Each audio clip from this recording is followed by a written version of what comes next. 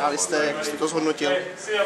Tak určite to bol ťažký zápas, ako super dobre kurčuloval, dobre hral s pukom, ako hral na 3-5 bol v tempe a my sme s tým mali často problémy a hral niečo podobné ako doma.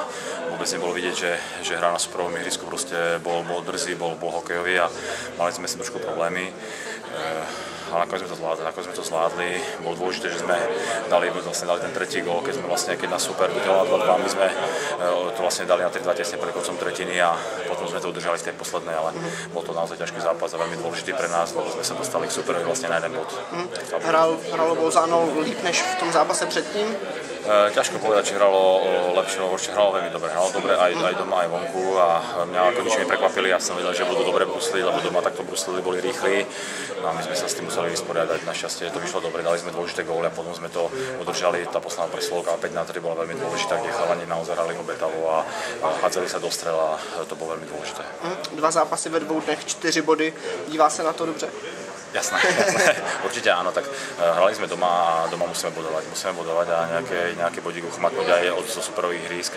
Vlastne máme cieľ dostať sa do tej prvej šestky a do tej hornej skupiny a musíme preto robiť maximum.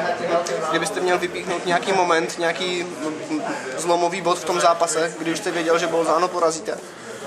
Tak už za toho stavu 5-2, keď dá sa povedať, že sme to mali celkom pod kontrolou a hrali sme zodpovedne, nerobili sme nejaké chyby, tak ja som už veril tomu, že to udržíme. Samozrejme trošilinku to 5-3, tie 4 minúty pred koncom bolo takého považné, tam keby dali gól, tak ešte sa chytia určite, ale ja si myslím, že už keď sme zvládli to 5-3, tak už to bolo OK. Další zápas tady zase v úterý proti Klagenfurtu. Díváte se na to dopředu, nebo teďka je radši čas na regeneraci? Tak dnes samozrejme zregenerovať zajtra trošilinku na ľad a určite sa potom pripravať na nich už od pondelka a hovorím, domáce zápasy chceme vyhrať. Máte teďka celkem dobrou pozici v tabulce, bude pokračovať stíhání vedoucí 5 nebo respektíve 4 teď přeskočili hranici? No ťažko, nechcem nejak dopredu rozmýšľať nejaké týždňa.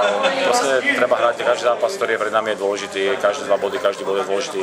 Musíme ísť, ako sa hovorí, od zápasu k zápasu a proste zbierať body, aby sme to potom nezbierali niekde na konci, aby sme potom nemali nejakú veľkú hoňku.